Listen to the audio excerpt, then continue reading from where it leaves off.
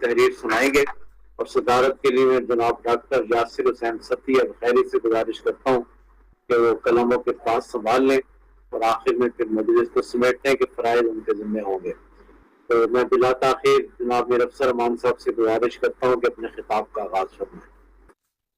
بسم اللہ الرحمن الرحیم۔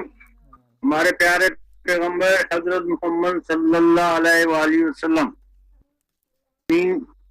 رضی اللہ تعالیٰ عنہ سے عرض کیا، آپ نبی محترم صلی اللہ علیہ وسلم کے کچھ حالات زندگی ہم کو بتائیں۔ عائشہ صدیقہ نے تعجب سے دریافت کیا، آپ نے قرآن نہیں پڑھا جو مجھ سے خلق نبی کے متعلق سوال کرتے ہو؟ مسلم کی حدیث۔ یعنی آپ کی ساری زندگی قرآن تھی۔ اسماء، صفات والقاب کے علاوہ محمد اور احمد کے نام سے اللہ تعالیٰ نے آپ کو قرآن شریف میں یاد کیا۔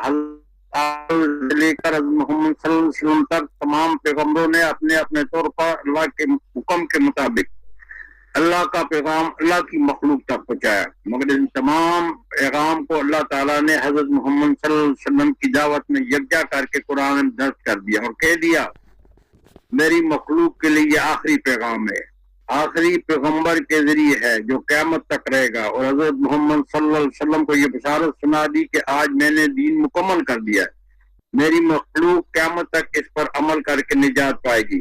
اب کسی پیغمبر نے نہیں آنا، اس دین کی امت مسلمہ نے قائم کرنا ہے۔ 9 ربیع الاول مطابق 30 اپریل 871 ہجری الرقیق المختوم کے مطابق صبح مکہ ایک معزز قبیلہ بنی ہاشم میں عبداللہ بن مطلب کے گھر حضرت محمد صلی اللہ علیہ وسلم پیدا ہوئے۔ آپ کی والدہ کا نام آمنہ تھا۔ ولادت کے پہلے ہی والد کا انتقال ہو گیا تھا۔ اللہ نے قرآن شریف میں فرمایا بھلا اس سے تمہیں یتیم پا کر جگہ نہیں دی۔ الزہار 6۔ عرب کے رواج کے مطابق آپ کی بدی عورت حضرت حلیمہ کے حوالے کیا گیا تاکہ صحت مند اور خالص ٹھوس عربی زبان سیکھ سکے۔ حضرت حلیمہ کہتی ہیں کہ اس بچے کے آنے سے ہمارے آسودہ حالات ہو گئے، جب پہلے بہت ہی تنگدستی تھی۔ وہیں پر واقعہ شخص صدر پیش آیا۔ حضرت جبرائیل اسلام نے آپ کا سینہ چاک کر کے زمزم کے پانی سے دھوکا ایسی جگہ رکھ دیا۔ اس کے 1 سال بعد آپ کو اپنی والدہ آمنہ کے حوالے کر دیا گیا۔ کچھ مدت کے بعد آپ کی والدہ انتقال ہو گیا۔ دادا عبد المطلب کے بعد ابو طالب نے اپنے بھتیجے کا حق کفالت بڑی خوبی سے ادا کیا۔ 40 سال تک قوت بچائی۔ جب تک ابو طالب زندہ رہے کسی کو جرأت نہ تھی کہ رسول اللہ صلی اللہ علیہ وسلم کو زخم پہنچائے۔ آپ صلی اللہ علیہ وسلم کی عمر جب 35 سال ہوئی، اس وقت ایک واقعہ پیش آیا۔ قریش نے خانہ کعبہ کی تعمیر 9 کا پروگرام بنایا تو قریش نے فیصلہ کیا خانہ کعبہ کی تعمیر پر حلال پیسے خرچ کریں گے۔ اس سے ثابت ہوتا ہے کہ حرام اور حلال کی تمیز ان میں تھی، مگر دولت کی حوث نے انہیں نابینا کیا ہوا تھا۔ جب حجر اسود کو اپنی جگہ رکھنے کے لیے جھگڑا شروع ہوا تو ہر قبیلے کو اس کو رکھنے پر زور دے رہا تھا۔ اس بات پر طے ہوئی کہ کل جب پہلے خانہ کعبہ میں جو داخل ہوگا اس کو حکم بنا لیں گے۔ اللہ کی مشیت دوسرے دن رسول محترم صلی اللہ علیہ وسلم سب سے پہلے خانہ کعبہ میں داخل ہوئے۔ لوگ مان گئے کہ یہ امین ہے، ہم اس پر راضی ہیں۔ آپ نے ایک چادر طلب کی، حجر اسود کو خود اپنے ہاتھوں سے اٹھا کر چادر پر رکھا۔ پھر سب قبائل کے سرداروں نے آپ کے سب چادر کے کنارے پکڑے اور رکھنے کی جگہ لے جائیں، پھر اپنے ہاتھ سے حجر اسود کو اٹھا کر مقررہ جگہ پر رکھ دیا۔ اس طرح جھگڑا ختم ہوا۔ آپ نے اپنی زندگی 25 سال گزارنے کے بعد حضرت ختیجہ رضی اللہ تعالیٰ عنہ سے شادی کی۔ شادی کے 15 سال بعد اللہ نے پیغمبر بنایا۔ پیغمبری کے 13 سال مکہ میں اللہ کا پیغام اللہ کے بندوں تک پہنچانے کے مدینہ ہجرت کی اور زندگی کے بقیہ 10 سال مدینہ کے اندر گزارے۔ 63 سال کی عمر میں آپ نے وفات پائی۔ آپ صلی اللہ علیہ وسلم دور شباب میں خلوت پسند ہو گئے تھے اور قوم کی بت پرستی کو دیکھ کر پریشان ہوتے تھے۔ غار حرا میں جا کر اللہ کی عبادت کرتے تھے۔ وحی کا نزول۔ ایک روز اللہ نے اپنا فرشتہ حضرت جبرائیل کو وحی کے ساتھ بھیجا۔ فرشتے نے کہا پڑھ اللہ کے نام سے، مگر آپ نے کہا میں پڑھ نہیں سکتا۔ پڑھو اے نبی اپنے رب کے نام کے ساتھ جس نے پیدا کیا جب میں خون سے ایک لوتڑے سے انسان کی تشکیل۔ پڑھو اور تمہارا رب بڑا کریم ہے جس نے قلم کے ذریعے علم سکھایا انسان کو۔ وہ علم دیا جو وہ نہیں جانتا تھا۔ الحق آیت 1-5۔ ان آیات کے بعد رسول اللہ صلی اللہ علیہ وسلم کا دل دھک دھک کرنے لگا۔ حضرت خدیجہ کے پاس تشریف لے گئے اور کہا مجھے چادر اڑا دو۔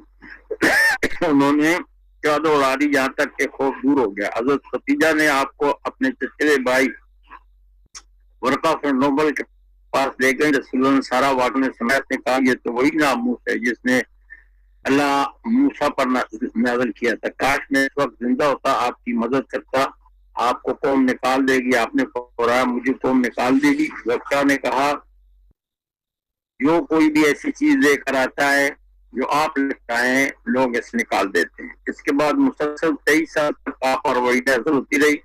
قرآن شریف میں کسی بشر کا یہ مقام نہیں ہے کہ اللہ کے روبرو بات کرے۔ اس کی بات تو وہی اشارے کے طور پر ہوتی ہے یا پردے کے پیچھے سے، یا پھر کوئی پیغام بار فرشتہ بھیجتا ہے اور اس کے حکم سے جو کچھ چاہتا ہے وہی کرتا ہے۔ الشورى آیت 51۔ 23 سال کی مدت میں قرآن شریف کا نزول مکمل ہوا۔ آپ کو اللہ تعالیٰ نے بشیر نذیر بنا کر انسانیت کے سامنے پیش کیا۔ آپ نے نبوت کی 23 سالہ زندگی میں اللہ کے کلام کو اللہ کی مخلوق تک انتھک طریقے سے پہنچایا۔ اللہ نے اپنے پیغام نبی صلی اللہ علیہ وسلم سے کہا میں نے دین مکمل کر دیا ہے، اب رہتی دنیا تک یہ دین قائم دائم رہے گا، کوئی دنیا کی طاقت اس کو نہ مٹا سکے گی۔ آپ نے قریش کو اللہ کا پیغام پہنچایا، وہ طرح طرح کے الزام لگانے پر تل گئے، آپ کو جادوگر، کہان، شاعر اور نہ جانے کیا کیا کہا، مگر آپ نے اپنے کام میں لگے رہے۔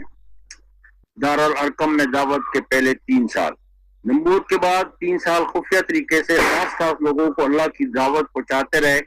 مرکز حضرت ارقم کے گھر کو بنایا۔ شروع دنوں میں حضرت خدیجہ، حضرت علی، حضرت بکر، حضرت زید سب سے پہلے مسلمان ہو گئے۔ اس کے بعد حضرت بکر کی محنت سے حضرت عثمان، حضرت زبیر، حضرت عبد الرحمن، سعد بن وقاص، حضرت طلحہ بن عبید مسلمان ہوئے۔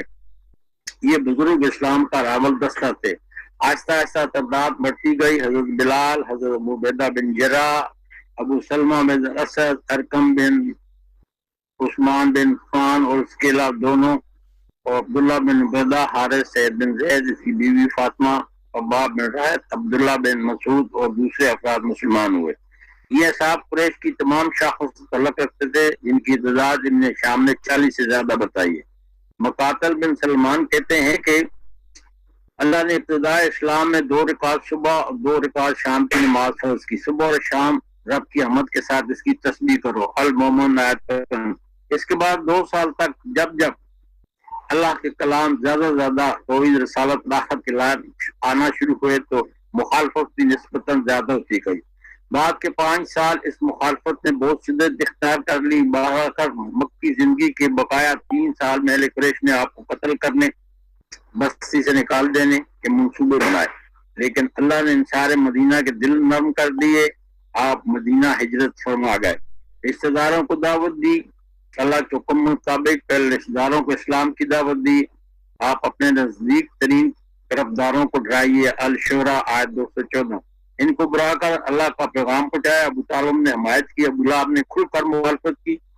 آپ نے تمام خاندان کو ایک بار کھانے کی دعوت جمع کیا، کل 45 آدمی تھے، اور فرمایا ایک چیز بھی کر آیا ہوں جس سے دین اور دنیا دونوں میں فائدہ ہے، کون میری مدد کرے گا؟ تمام مجلس میں سناٹا چھا گیا۔ اس وقت علی نے کہا میں مدد کروں گا۔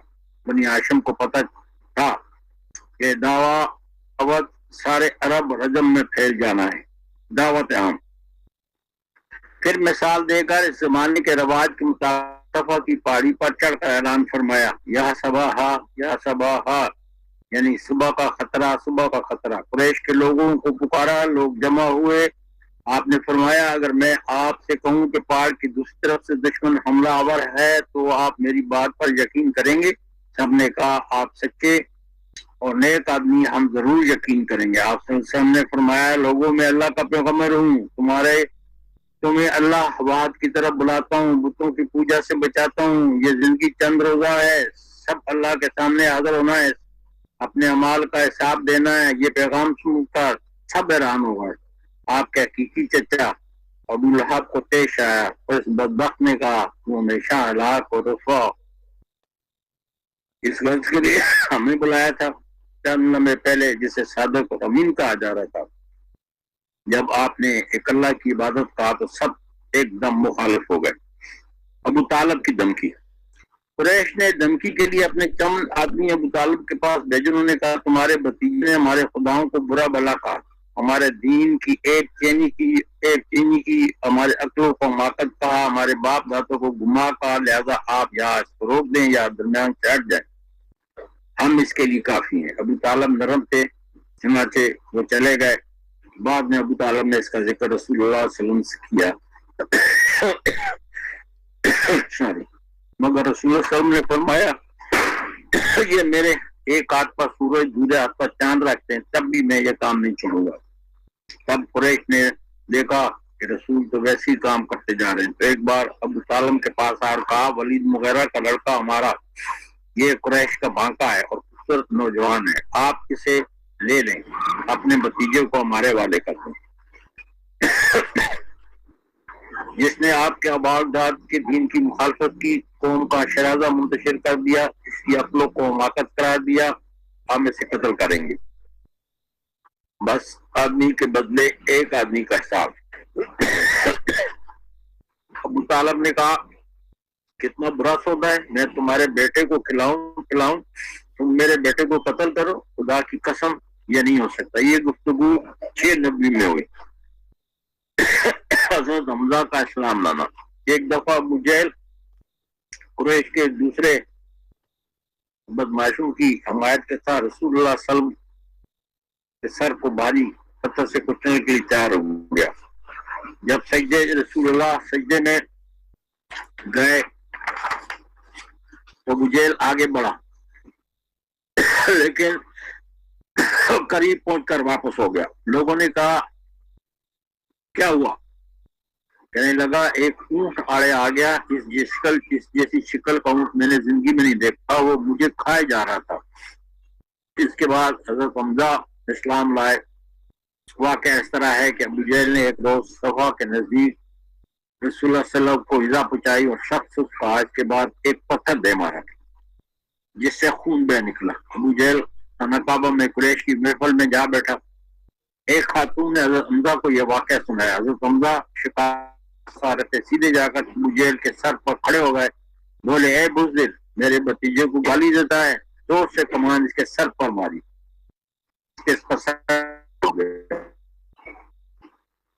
اس کے قبیلے بنو خزرج والے حضرت حمزہ قبیلے والے سامنے آ کھڑے، اپنی غلطی مان لی اور معاملہ خراب نہ ہوا۔ ابتداً حضرت حمزہ کا اسلام میں اس اہمیت کے طور پر تھا، لیکن اللہ نے اس کا سینہ اسلام کے لیے کھول دیا۔ حضرت عمر کا اسلام لانا۔ حضرت حمزہ کے بعد اسلام لانے کے بعد 3 دن بعد حضرت عمر بھی مسلمان ہو گئے۔ رسول اللہ صلی اللہ علیہ وسلم سے دعا کی تھی۔ رسول اللہ صلی اللہ علیہ وسلم نے اللہ عمر بن خطاب اور ابو جہل بن ہشام میں سے جو شخص تیرے نزدیک زیادہ مقبول ہے اس کے لیے اسلام کو حکومت پہنچا۔ حضرت عمر تند مزاجی اور سخت گوئی کے لیے محکوم تھے۔ ایک دن رسول اللہ صلی اللہ علیہ وسلم کو قتل کرنے کی نیت سے گھر سے نکلے، کسی سے ملاقات ہوئی، ارادہ اس کو بتایا، اس نے کہا پہلے اپنے گھر کی خبر لو، تمہاری بہن اور بنوئی بھی اپنا دین چھوڑ کر مسلمان ہو چکے ہیں۔ بہن کے گھر گئے تو واقعہ وہاں سورہ طٰہٰ پڑھی جا رہی تھی۔ اس کے بعد بنوئی اور بہن کو زخمی کیا، بعد میں ندامت ہوئی، مجھے قرآن پڑھنے دو۔ بہن نے کہا آپ ناپاک ہے، پہلے غسل کریں پھر قرآن کو ہاتھ لگائے۔ سورہ طٰہٰ پڑھنے کے بعد رسول اللہ صلی اللہ علیہ وسلم کے پاس گیا اور اسلام لے آئے۔ اس سے قبل آپ نے ایک رات خانہ کعبہ میں پردے میں گھس کر رسول اللہ صلی اللہ علیہ وسلم سے سورہ الحاقہ کی تلاوت سنی تھی۔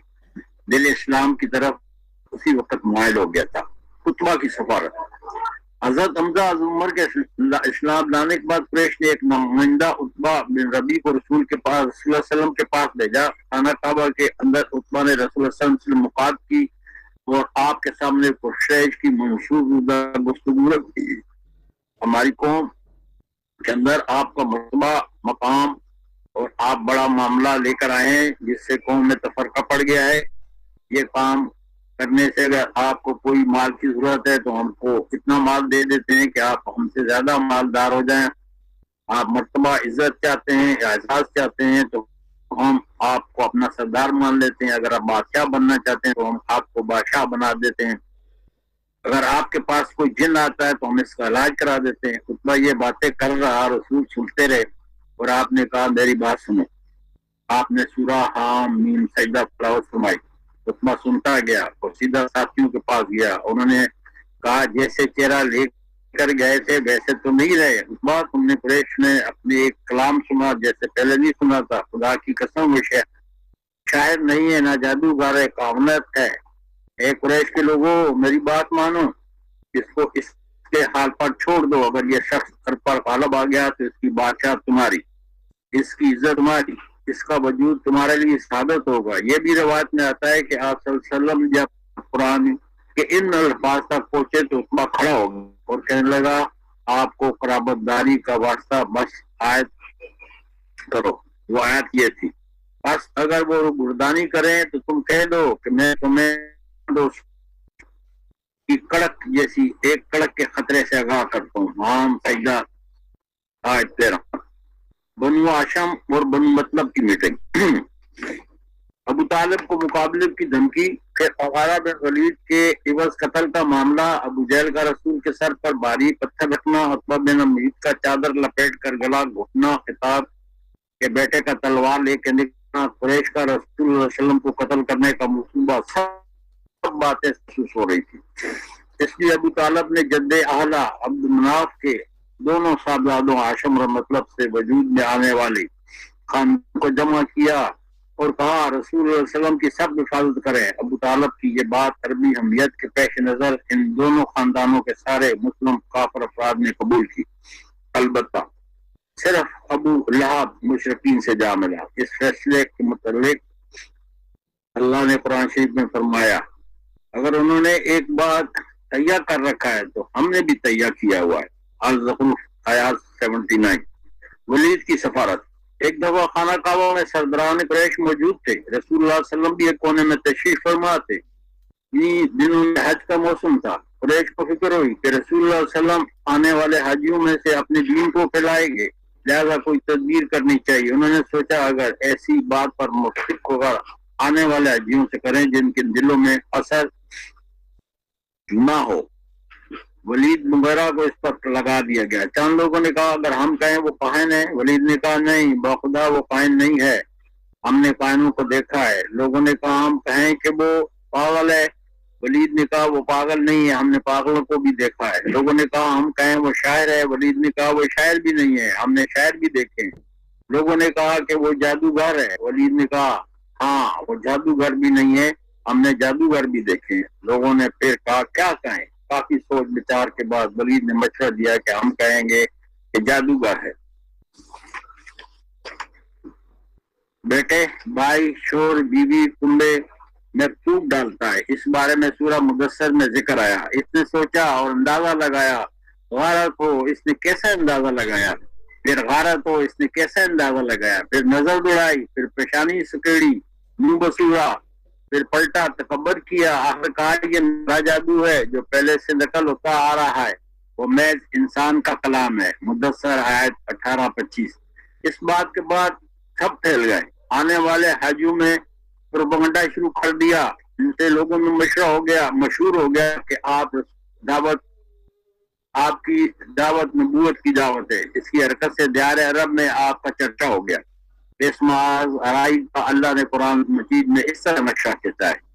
قریش آپ کو پاگل کہتے تھے. ان کفار نے کہا اے شخص جس پر قرآن نازل ہوا تو یقیناً پاگل ہے. الحجر آیت 6. آپ کو جادوگر ہونے کا الزام لگاتے تھے. انہیں حیرت ہے خود انہی میں سے ایک ڈرانے والا آیا. وہ کافر کہتے ہیں کہ یہ جادوگر ہے. سواد آیت 4. قریش آپ کے پیچھے پڑے غضب اور بھڑکتے ہوئے جذبات کے ساتھ چلتے اور کہتے پاگل ہے. اس پر آیا جب کفار اس قرآن کو سنتے ہیں تو آپ کو ایسی نگاہوں سے دیکھتے ہیں گویا آپ کے قدم اکھاڑ دیں گے اور کہتے ہیں یقیناً پاگل ہے. القلم آیات 51. آپ کے ساتھ کمزور صحابہ کو دیکھ کر استحا کرتے اور کہتے اچھا یہی حضرات ہیں جن پر اللہ نے ہمارے درمیان احسان فرمایا. الانعام آیات 53. اللہ نے ان کو ان آیات میں جواب دیا یا اللہ شکر گزاروں کو سب سے زیادہ نہیں جانتا. الانعام آیات 53. عام طور پر مشرکین کی کیفیت وہی تھی جس کا نقشہ اللہ نے کھینچا ہے. جو مجرم تھے وہ ایمان لانے والوں کا مذاق اڑاتے تھے، جب ان کے پاس سے گزرتے تھے تو آنکھیں مارتے تھے، اور جب اپنے گھروں کو پلٹتے لطف اندوز ہوتے ہوئے پلٹتے تھے، انہیں دیکھتے تو کہتے یہی گمراہ ہیں، حالانکہ یہ ان پر نگراں بنا کر نہیں بھیجے گئے تھے۔ المصفین آیات 29-33۔ تکالیف۔ مکہ کے 13 سال آپ صحابہ بہت ستایا گیا۔ رسول اللہ صلی اللہ علیہ وسلم نے کہا دین کے معاملے میں مجھے جتنا ستایا گیا اور کوئی پیغمبر نہیں ستایا گیا۔ بازار کے اندر آپ لوگوں کو دعوت دیتے، پیچھے ابو لہب لوگوں کو کہتا ہے یہ میرا بھتیجا ہے، یہ جھوٹ کہتا ہے۔ خانہ کعبہ میں سجدے کی حالت میں سر پر اونٹ کی اوجی ڈالی گئی، گردن میں چادر ڈال کر ختم کرنے کی کوشش کی۔ 2 بیٹیوں رقیہ اور کلثوم کو چچا ابو طالب کے بیٹے نے طلاق دی۔ طائف میں لوگ لوہان کیا گیا۔ رسول کا بیٹا عبداللہ فوت ہوا تو ابو لہب خوش ہوا، دوستوں کو خوشخبری دی محمد ابتر ہو گیا۔ ابو لہب کی بیوی جو سفیان کی بہن تھی، رسول کے راستے میں کانٹے ڈالتی تھی۔ آپ کا کافر پڑوسی جب آپ کے گھر میں نماز پڑھ رہے تھے تو آپ کے سر پر بکری کی بچہ دانی ڈال دیتے، چولہے پر ہانڈی چڑھائی جاتی تو بچہ دانی اس طرح پھینکتے کہ سیدھا ہانڈی میں گر جائے۔ امیہ بن خلف کا وطیرہ تھا، جب رسول کو دیکھتا لہن تان کرتا۔ اس پر آیت اتری، ہر لہن تان اور برائی کرنے والے کی تباہی ہے۔ الحمزہ آیت 1۔ اخنس بن شریف ثقفی کو بھی آپ کو سناتا تھا۔ اس پر آیت اتری، تم بات نہ مانو کسی قسم کھانے والے ذلیل جو لہن تان کرتا ہے، چکلیاں کھاتا ہے، بلائی سے رکتا ہے، حد درجہ ظالم ہے، بد عمل ہے، جفا کار ہے، اس کے بعد بداصل بھی ہے۔ القلم آیت 10-13۔ ابو جہل بھی آپ کو تکلیفیں پہنچاتا تھا۔ ایک دفعہ آپ نماز کی حالت میں تھے کہ مٹی ڈالنے آیا، مگر اللہ کے حکم سے درمیان میں اسے آگے نہیں جانے دیا۔ اس پر رسول اللہ صلی اللہ علیہ وسلم نے فرمایا قریب آتا تو اس کا ایک ایک عضو کو چک لیا جاتا۔ 3 سال تک شیب عدالت میں مسئول رکھا گیا۔ قتل کرنے کی اور ملک بدر کرنے کی سازش کی گئی، مخالفت میں کیا کچھ نہ کیا گیا۔ ابو جہل نے سمیہ کو برچھی مار کر شہید کیا، حضرت مصعب بن عمیر کا دانا پانی بند کیا، حضرت عثمان بن عفان کو چٹائی میں لپیٹ کر دھواں دیا گیا، علیہ کو تکلیفیں دی گئیں گی، بلال کو گرم ریت پر لٹایا گیا، گھسیٹا گیا، ان کے سینے پر بھاری پتھر رکھے گئے، خبیب کو گرم کولوں پہ لٹکایا گیا۔ ہجرت ابشا، صحابہ کو جب اتنا پریشان کیا گیا 2 دفعہ ہجرت ابشا واقعہ ہوئی، ابشا میں بھی پیچھا کیا گیا، مگر بجا میں ساتھی جو ایک نیک بات انسان تھا، قریش ایک نہ سنی اور مہاجرین ابشا سکون سے رہے۔ پہلی ہجرت 12 مرد 4 عورتیں تھیں، دوسری ہجرت 82 مرد 82 یا 83 مرد اور 18-19 عورتیں تھیں۔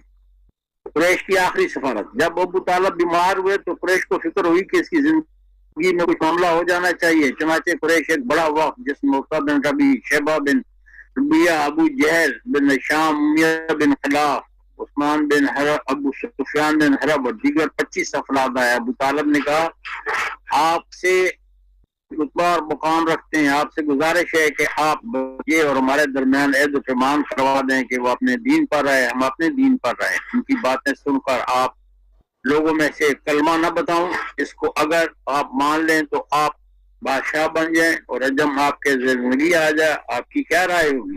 قریش یہ سن کر حیران تھے۔ آخر ابو جہل نے کہا اچھا بتاؤ، ہم ایسی 10 باتیں ماننے کے لیے چاہ رہے ہیں۔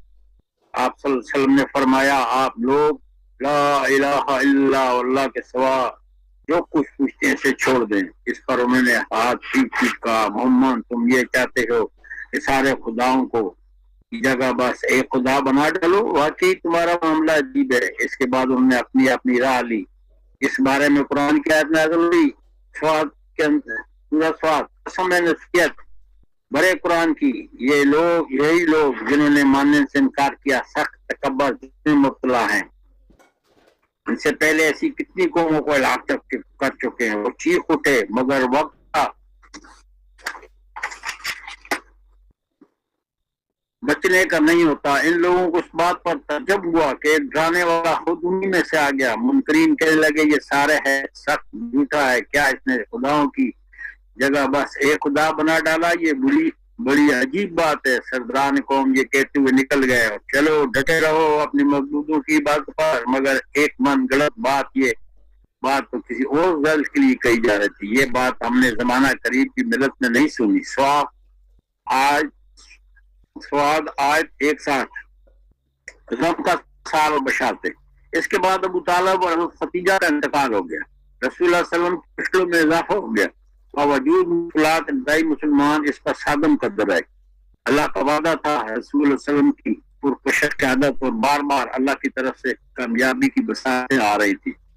طائف کا سفر. 10 نبوت میں رسول صلی اللہ علیہ وسلم دعوت کی طرف سے تشریف لے گئے طائف، مگر انہوں نے شرعی لڑکے آپ کے پیچھے لگا دیے. آپ پر پتھروں کی بارش کی، آپ لہو لہان ہو گئے. پہاڑوں کے فرشتے نے آ کر کہا مجھے اللہ نے بھیجا ہے، آپ کہیں تو اس کے 2 پہاڑوں کے درمیان پیس دوں، مگر آپ نے کہا ان کے ایمان لانے کی دعا کی. معراج. اس کے بعد اللہ تعالیٰ نے آپ صلی اللہ علیہ وسلم کو معراج کرائی. دوسری باتوں کے علاوہ 5 وقت نماز فرض کی گئی. دوسرے پیغمبروں سے ملاقات کرائی گئی. جنت دوزخ کا مشاہدہ کرایا. پھر اسی رات بیت المقدس سے مکہ تشریف لائے. بیت عقبہ. جب رسول اللہ صلی اللہ علیہ وسلم طرف سے واپس آئے کچھ دن بعد یسرف کے 7 لوگوں نے منع کی گھاٹی میں آپ کی دعوت پر مسلمان ہو گئے. اس کے بعد دوسری بیت عقبہ 75 افراد شریک ہوئے. انسجام کی قوت میں اضافہ ہوا. رسول اللہ صلی اللہ علیہ وسلم کو مدینہ آنے کی دعوت دی گئی. ان حضرات نے آپ کو ایک معاہدے سے مدینہ بلایا. اس سے قبل پہلے حضرت محسب بن عمیر کی محنت کی وجہ سے مدینے کے سردار انصار ہر گھر کوئی نہ کوئی مسلمان ہو گیا تھا. ہجرت. رسول اللہ صلی اللہ علیہ وسلم نے مسلمانوں کو ہجرت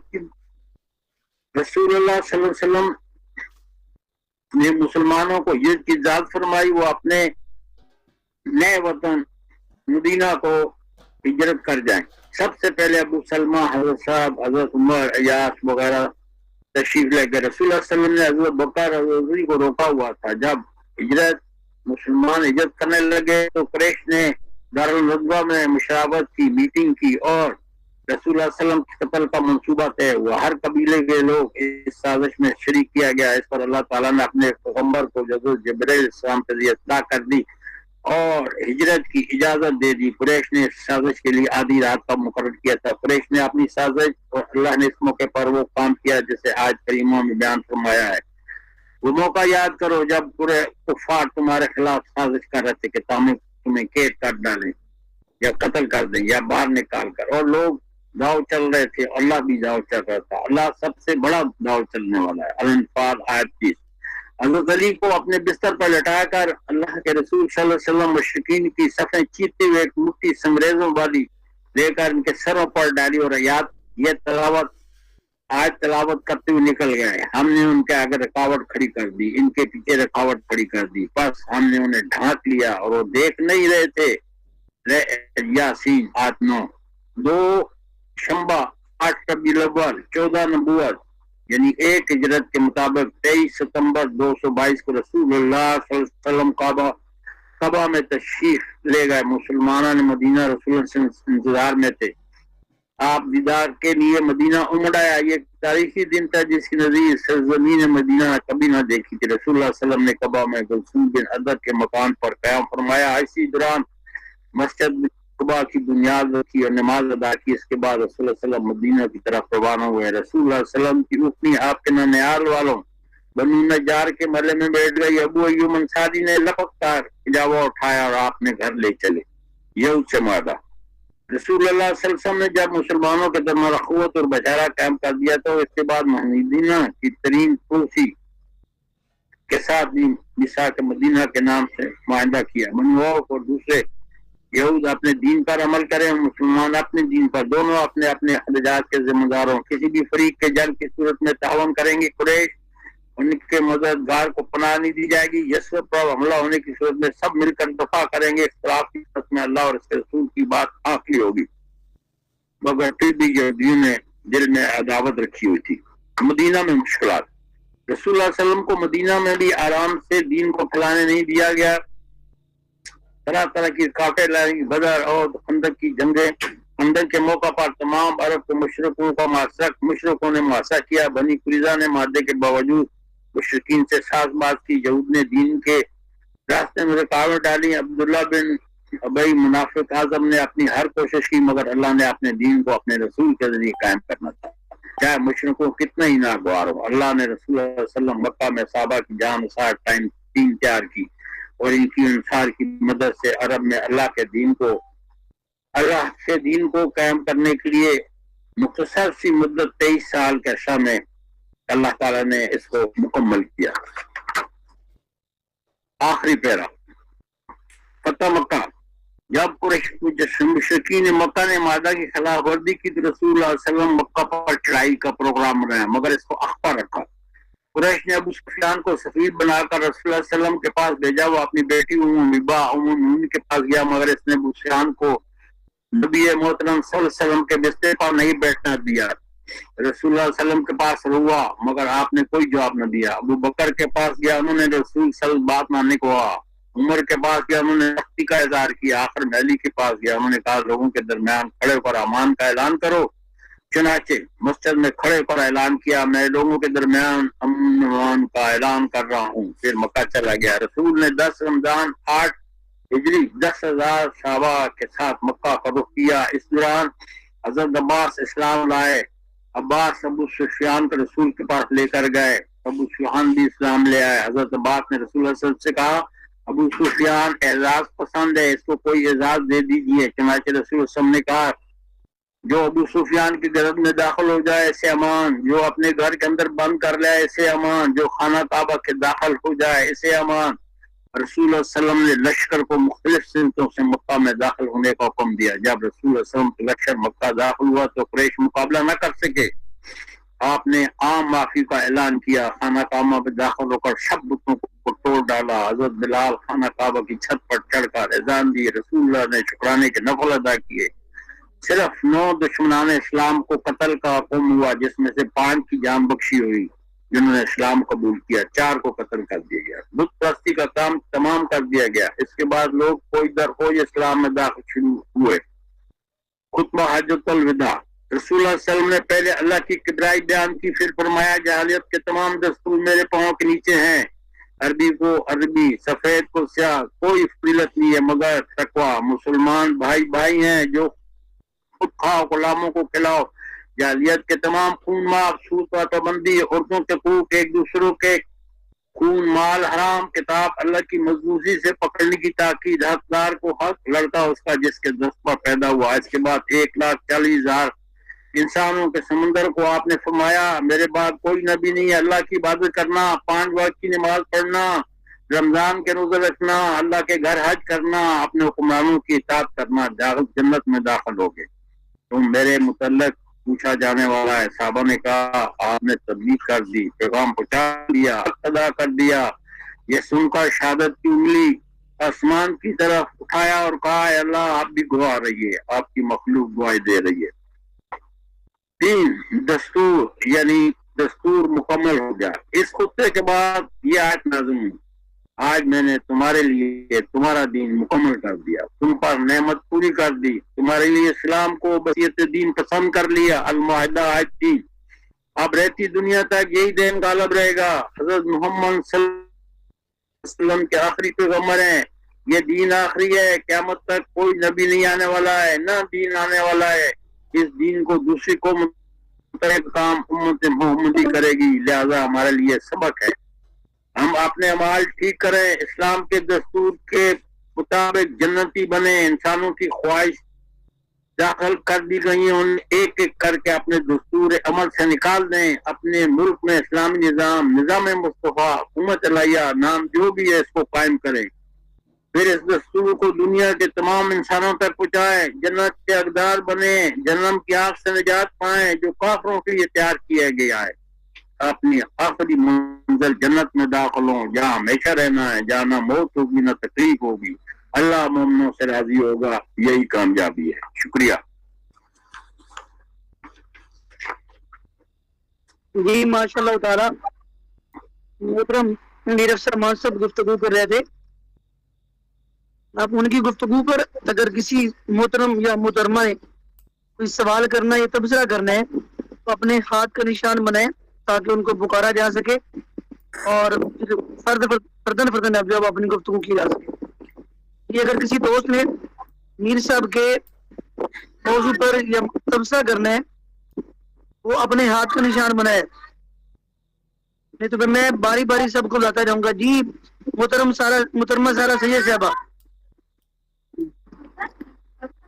السلام علیکم ورحمۃ اللہ وبرکاتہ. جی وعلیکم السلام ورحمۃ اللہ وبرکاتہ. جی ماشاءاللہ بہت اچھا مقالہ پڑھا تھا آپ نے، اور اس میں مجھے حدیث بھی یاد آ رہی تھی، لا یؤمن احدکم حتی اکون احب الیہ من والدہ وولدہ والناس اجمعین، رواہ البخاری، کہ تم میں سے کوئی اس وقت تک مومن نہیں ہو سکتا کہ جب تک کہ نبی پاک صلی اللہ علیہ وآلہ وسلم اسے اس کے ماں باپ، اس کی اولاد، والناس اجمعین، اور تمام لوگوں سے بڑھ کے محبوب نہ ہو جائیں۔ تو اس حوالے سے مجھے ایک واقعہ یاد آ رہا تھا کہ ایک دفعہ مجھے پڑھانے کا اتفاق ہوا، اور میری جو مخاطب تھے وہ یونیورسٹی کی بچیاں تھیں، تو اس میں 2-3 بچیوں نے اٹھ کے مجھ سے سوال کیا کہ ma'am how is it possible, is it logical, یہ حدیث لاجیکل ہے، کیا یہ ممکن ہے؟ اور آپ یقین کریں کہ بہت ہی تکلیف دہ یہ سوال تھے میرے لیے، کہ ہم اپنے گھروں میں نبی پاک صلی اللہ علیہ وآلہ وسلم کا کیا اتنا تعارف بھی پیش نہیں کرتے، یا اتنی محبت بھی نہیں ڈالتے کہ وہ یہ سوچیں کہ یہ وہ ہستی ہیں، وما ينطق عن الهوى ان هو الا وحی یوحی، کہ اپنی مرضی سے تو کچھ کرتے ہی نہیں ہیں، جو کچھ بھی کہتے ہیں جو اللہ کی طرف سے وحی کیا جاتا ہے، اور سب سے مستند اور سب سے بہترین علم دینے والی پاک صلی اللہ علیہ وسلم ہے۔ اور جو 4 کام جس کے لیے آپ صلی اللہ علیہ وسلم کو بھیجا گیا، اور قرآن مجید میں 4 مقامات آیت مختلف اس پہ آئی ہے، والذی بعث فی الامیین رسولا منہم، سورہ امام کی آیت نمبر 2 ہے، کہ وہی تو ہے جس نے عرب کے ناخواندہ لوگوں میں انہی کی قوم میں ایک رسول بھیجا۔ اب اس میں جو 4 کام ہیں، تتلو علیہم آیاتہ، یہ آیات پڑھ پڑھ کے سناتے ہیں، وَيُزَكِّيهِمْ، ان کو پاک ان کا تزکیہ کرتے ہیں، وَيُعَلِّمُهُمُ الْكِتَابَ، اللہ کی کتاب سکھاتے ہیں، اور دانائی سکھاتے ہیں، اور ان کانوا من قبل لفی ضلال مبین، پہلے یہ لوگ صریح گمراہی میں۔ تو آپ صلی اللہ علیہ وآلہ وسلم کا تقاضا یہ ہے کہ آپ صلی اللہ علیہ وسلم نے جو بنیادی کام کیے وہ کام ہماری زندگی کا حصہ بن جائے۔ اور میرے خیال ہے یہاں ساری میں تو مجھے تلاوت کی ڈیٹیل بتانے کی ضرورت نہیں ہے کہ تلاوت کس طرح کی جائے، کہ نقشے قدم پہ چلنا، کسی کو رہنما بنا لینا، اور کسی کی بات کو اپنی زندگی میں استاد بنا کے شامل کر لینا، یہ تمام مفاہیم جو ہیں وہ تلاوت۔ تو آج کا پروگرام کہ ہمیں خود جو ہمارے اندر حسن رسول ہے اس کو چیک کرنے کی ضرورت ہے کہ وہ کس لیول کی ہے، اور اس کو چیک کرنے کا بہترین طریقہ یہ ہے کہ ہم اپنے پورے دن کا جائزہ لیں کہ ہم کتنی سنتوں کو فالو کرتے ہیں۔ اور ایک اور بہت اچھا طریقہ جو ہمیں ہماری حدیث کی استاذہ نے بتایا، کہ انہوں نے کہا کہ سارے دن میں آپ صلی اللہ علیہ وسلم دعائیں پڑھا کرتے تھے، گھر سے باہر جاتے ہوئے، واش روم جاتے ہوئے، باہر نکلتے ہوئے، کھانا کھاتے ہوئے، نیا لباس پہنتے ہوئے، شیشہ دیکھتے ہوئے، ہم اتنا اہتمام کرتے ہیں۔ اور جب ہم اہتمام کرتے ہیں تو کیا آیا نبی پاک صلی اللہ علیہ وآلہ وسلم سے اس تعلق کی کیفیت کو محسوس کرتے ہیں یا نہیں کرتے؟ اور آخری بات یہ کہ مجھے لگتا ہے کہ قرآن کے ساتھ ساتھ ظاہر قرآن الحمدللہ ہم سب ریگولرلی پڑھتے ہوں گے انشاءاللہ، اس کے ساتھ جو مطالعہ سیرت ہے وہ بہت اہم ہے۔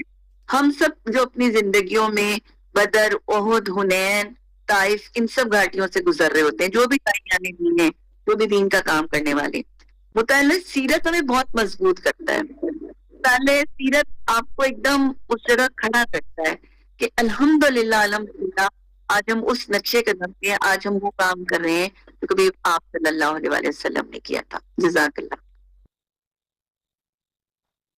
جی محترم یہ بتائیے گا کہ آج کی صدارت کس کے ذمہ ہے؟ ستیہ صاحب۔ یہ ٹھیک ہو گیا۔ ابھی محترم زمان رانجھا صاحب نے اپنا ہاتھ کھڑا کیا ہے، ان سے گزارش ہے کہ وہ اپنا سوال یا تبصرہ رکھیں۔ بسم اللہ الرحمن الرحیم۔ ماشاءاللہ جی، بہت ہی خوبصورت، مختصر اور جامع بیان میر افسر صاحب کا سیرت کے تمام پہلوؤں کو احاطہ تحریر یا تقریر میں لانا وہ ایک بہت مشکل کام ہے جو انہوں نے بخوبی انجام دیا.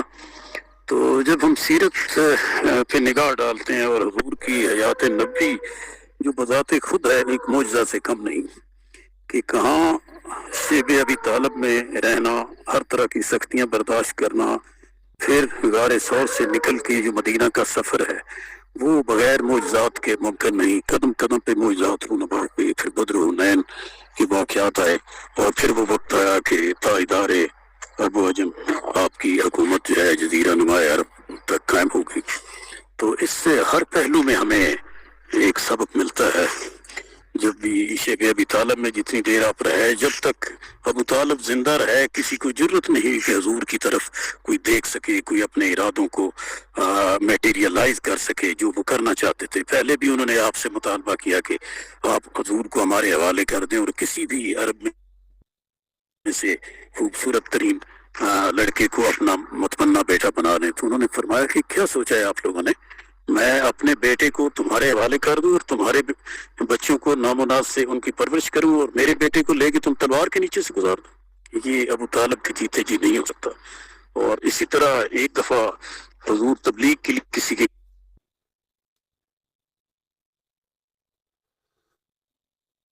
گھر میں غالباً دار ارقم میں کہ کہاں چلے گئے، آپ نے بنو ہاشم کے جوانان کو بلایا اور ان کو کہا کہ آپ کعبہ میں چلیں.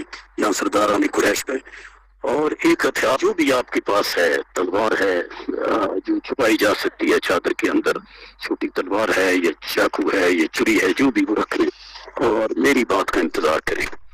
وہ ہر ایک سردار قریش کے پاس بیٹھ گئے اور حضرت ابو طالب نے خطاب کیا. آپ نے فرمایا کہ کسی کو معلوم ہے کہ محمد کہاں ہے؟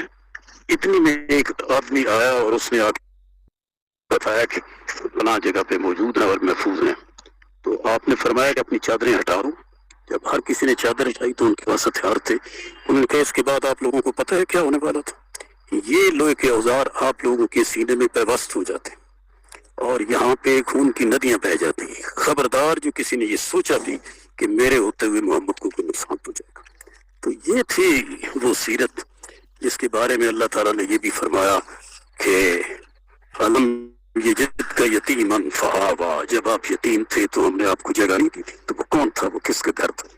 یہ جناب ابو طالب کا کردار ہے. اور اللہ تعالیٰ نے قبائلی عصبیت کے ذریعے اپنے نبی کی حفاظت کا بندوبست فرمایا. اور پھر سیرت کا وہ مقام آتا ہے کہ وقت ہیجا تیگے آہن گداز دیدائی اشک بار اندر نماز. اس کی تلوار جو ہے وہ آگ کے شعلے اگلتی تھی جب وہ لڑائی کے وقت میں، جن کی آنکھ نماز کے اندر اللہ کے خوف سے، جس میں جو آنسوں سے بھرپور ہوتی تھی. اس کے بعد علامہ کہتے ہیں کہ در دعائے نصرت آمی تیگیو کاتے نسل صلاتی تیگیو، کہ فتح کی دعا کے ساتھ تلوار میں ہم سے باہر آتی جو عمل کا مظاہرہ ہے. جو کچھ موجود تھا وہ لا کے حاضر کر دیا. آمی تیگیو کاتے نسل صلاتی تیگیو، وہ کہ جس کی تلوار نے بادشاہوں کی نسلیں ختم کر دی. اور پھر فتح مکہ کا موقع آیا تو جب حضرت بلال اذان دے رہے تھے، حضرت علی نے وہ کعبہ سے بت نکالے. ابو سفیان، عثمان بن امیہ اور ایک تیسرے شخص ہے، مجھے ابھی ان کا نام یاد نہیں آ رہا، وہ بیٹھے تھے. تو انہوں نے کہا کیا بات ہے؟ ایک بکریاں چرانے والے نے ہمیں حرب میں، صنعت میں، علم میں، حلم میں پچھاڑ دیا. تو ابو سفیان نے کہا خدا میں تو کوئی بات نہیں کروں گا، میں نے جو بھی بات کی اس کی ان کو خبر ہو جائے گی. اور اس کے بعد وہ اعلان ہوا جس کی تاریخ عالم میں مثال نہیں ملتی کہ آپ کی جان کے بدترین دشمن جو تھے ان کو بجکیوں سے قلم معاف کر دیا. علامہ اقبال نے فرمایا کہ آنکھ بر آدا در رحمت کشاد مکہ را پیغام لا تصریب داد، کہ مکہ سے یہ پیغام آیا کہ آج کسی پہ کوئی قدغن نہیں ہے. وہی حضرت یوسف نے اپنے بھائیوں سے کہا. اور یہ تاریخ عالم میں کسی فاتح کے لیے یہ مثال دنیا میں کہیں بھی نہیں ملتی کہ آنکھ پر آدا در رحمت کشاد مکہ را پیغام لا تصریب داد. بہت شکریہ جی، ویری کائنڈ. جی آپ کا بھی بہت شکریہ جی. محترمہ رابعہ ہینا صاحبہ سے گزارش ہے کہ وہ اپنی گفتگو رکھیں इंशाअल्लाह अल्लामा काशिफ नूर साहब को आप जो है वो नई नशिस्त में सुनेंगे, उनसे गुफ्तगू नई नशिस्त में। मोहतरमा सैयदा राबिया हिना साहब से गुजारिश है कि वो अपनी गुफ्तगू रखें। ये 2 मिनट बाद ये नशिस्त खत्म हो जाएगी और नई नशिस्त का लिंक मैंने इस नशिस्त के मैसेज वाले खाने में और सब मेहरबानों के जाती नंबरों पर भी भेज दिया है, तो जरूर तशरीफ लें। जिनको नहीं मिला वो यहाँ से कॉपी कर लें, हम इंशाल्लाह बर वक्त खत्म कर देंगे। बहुत शुक्रिया जी। राबिया हिना साहब आप फरमाइए। अस्सलाम वालेकुम वरहमतुल्लाहि वबरकातुहू। फाजिल मुकर्रम माशाअल्लाह वक्त की तहरीक को मद्देनजर रखते हुए बहुत उम्दा बयान दिया और मैम सारा और सर जमान ने भी अपना हिस्सा डाला है। मैं यहाँ पर सिर्फ वक्त की कमी में ये बताना चाहती हूँ कि वसल्लम बहैसियत इशारे और मुकन्निन उनकी कुछ जिहाद थी जो कुरान करीम में बयान की गई हैं। इस्लाम में रसूलुल्लाह सल्लल्लाहु अलैहि वसल्लम का शारे और मुकन्निन होना एक कतई और मुसल्लमा हकीकत है। आप सल्लल्लाहु अलैहि वसल्लम के हक़ तशरीह व तक़नीन को कुरान करीम ने कई जहतों से बयान किया है, जिनमें से चंद दर्जे झेल हैं। नंबर 1, जुमला इख्तिलाफात व निज़ात में आप सल्लल्लाहु अलैहि वसल्लम की अताअत जरूरी है। नंबर 2, आप मुहर्रम व मुबी हैं। नंबर 3, आप मुताय मुतलिक हैं। नंबर 4, आप मुताय मुस्तकिल हैं। नंबर 5, आप मुबय्यिन अहकाम व शारे कुरान हैं। नंबर 6, आपकी राय की अताअत जरूरी है। आपकी अताअत मदार ईमान है। आपका कलाम वही इलाही है। आपके अहकाम के खिलाफ वर्जी को कुफर करार दिया गया है। इसी तरह अगर अहादीस को देखा जाए तो अहादीस में भी इन्हीं चीजों को बयान किया गया है कि अहादीस में जो जिहाद बयान हुई है उसमें भी ये है कि सुन्नत कुरान की तरह मुहर्रम व मुबी है। इसी तरह अगर देखा जाए तो सुन्नत कुरान की तरह मुनज़्ज़िल है। कुरान करीम की ताबीर और तशरीह और इसमें तखसीस का इख्तियार भी रसूलुल्लाह सल्लल्लाहु अलैहि वसल्लम को हासिल है और कोई दूसरा फर्द ना सुन्नत के खिलाफ तशरीह व ताबीर कर सकता है और ना उसे यह हक हासिल है कि वो कुरान के उमूम में तखसीस या मुतलक को मुक़य्यद कर सके। इसी तरह रसूलुल्लाह सल्लल्लाहु अलैहि वसल्लम की बतौर शारे व मुकन्निन हैसियत की मजीद वजाहत के लिए इस्लामी कानून से कुछ मिसालें दी गई हैं जिनकी रोशनी में वसल्लम की हैसियत ज्यादा बेहतर तरीके से समझी जा सकती है। और कुरान करीम में बहुत से अहकाम ऐसे महरूमी से बचने के लिए, सिर्फ हाजिरी लगवाने के लिए एक छोटी सी बात अर्ज करूंगा कि जब आप सल्लम का विसाल मुबारक हुआ तो बकर सदीक जरा दूर थे, उनका मोहल्ला दूर था, तो वो घोड़ी पर बैठकर तशरीफ लाए ताकि वक्त पर पहुंच सकें। उन्होंने चेहरा मुबारक देखा और ऊपर पर्दा डाल दिया और फिर आपने बड़े एक तारीख साज जुमला इरशाद फरमाया हज़रत अबू बकर सदीक ने कि आप सल्लम को दूसरी मौत नहीं आएगी। तो बस खत्म होगी, उनके अल्फाज खत्म हो गए। मैं उसकी वजाहत कर देता हूँ कि हर शख्स की 2 मौतें होती हैं। एक दफा वो मर जाता है लेकिन उसका जिक्र जिंदा रहता है, उसकी औलाद, उसकी नस्ल, उसके कारनामे जो भी हैं कोई खास मुद्दत तक उनका जिक्र चलता रहता है।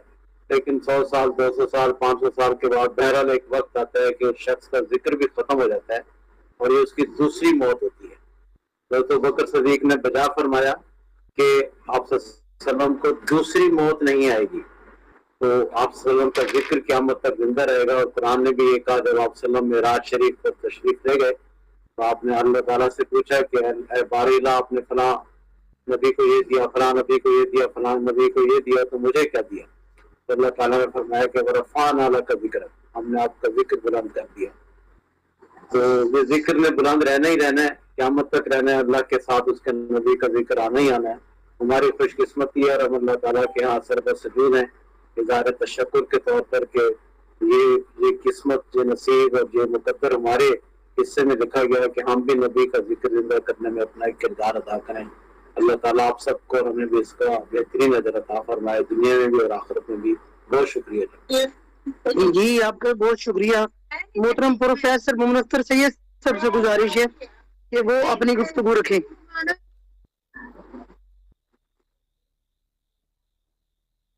जी अख्तर सैयद साहब अपना माइक ओपन कीजिए और गुफ्तगू कीजिए।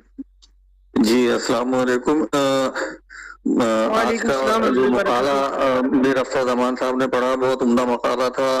नबी सल्लल्लाहु अलैहि वसल्लम की पैदाइश से लेकर वफात तक और नबूवत نبوت سے لے کے ہجرت تک کے تقریباً تمام معاملات کا ذکر کیا گیا. اور اس کے علاوہ سارا سید صاحبہ نے ذکر کیا کہ ہمارا ایمان اس وقت تک مکمل نہیں ہو سکتا جب تک کہ نبی صلی اللہ علیہ وسلم کی جان ہماری جان مال سے زیادہ ہمارے لیے مقدم نہ ہو جائے. اور بے شک ایسا ہی ہے. اس زمانے میں جتنے بھی صحابہ تھے وہ سب نہ صرف یہ کہ یہ بات کہتے تھے بلکہ موقع پڑنے پہ انہوں نے اس کا عملی مظاہرہ بھی کیا. اور ساتھ ہی میں ایک چیز کی کہنے کی اجازت چاہوں گا کہ عام مسلمان جو ہیں وہ ان کے لیے تو یہ تھا کہ جی ہم اور ہمارے ماں باپ نبی صلی اللہ علیہ وسلم پر قربان، لیکن کچھ صحابہ ایسے بھی تھے کہ جن کے لیے نبی صلی اللہ علیہ وسلم نے خود یہ فرمایا کہ میرے ماں باپ آپ پر قربان. اگر آپ صاحبان کو یاد ہو کہ غالباً غزوہ احد کا موقع تھا اور سعد بن ابی وقاص رضی اللہ تعالیٰ عنہ تیر چلا رہے تھے تو آپ صلی اللہ علیہ وسلم فرماتے تھے کہ میرے ماں باپ آپ پر قربان تیر چلائیے، میرے ماں باپ آپ پر قربان تیر چلائیے. بس میں اتنا ہی کچھ کہنا چاہتا تھا. جی بہت شکریہ جی، نوازش. ابھی میں محترم علامہ کاشف نور سے گزارش کرتا ہوں کہ وہ اپنی گفتگو رکھیں اور اپنا جو ہے وہ بیان کریں، تبصرہ یا سوال رکھیں. علامہ کاشف نور سے. بسم اللہ الرحمن الرحیم. الحمدللہ رب العالمین، الصلاة والسلام علی اشرف الانبیاء والمرسلین. قال اللہ تعالی لقد کان لکم فی رسول اللہ اسوۃ حسنہ. اللہم صلی وسلم دائما ابدا علی حبیبک خیر الخلق کلہم.